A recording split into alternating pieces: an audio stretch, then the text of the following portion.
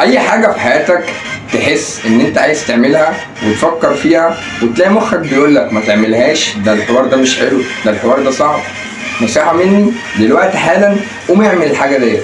عارف ليه؟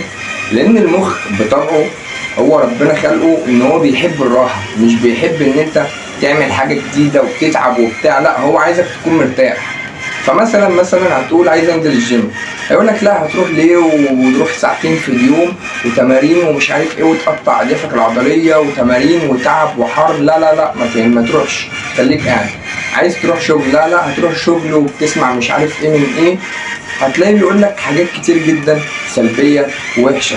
بس الحاجه اللي انت مثلا لو رحت الجيم النتيجه هتبقى عضلات، لو رحت الشغل النتيجه هتبقى فلوس، لو علاقتك بربنا بقت كويسه ان شاء الله باذن الله النتيجه الجنه. فده اللي عايزك تعرفه، ان اي حاجه صعبه النتائج بتاعتها كويسه وهتبقى حلوه جدا في حياتك.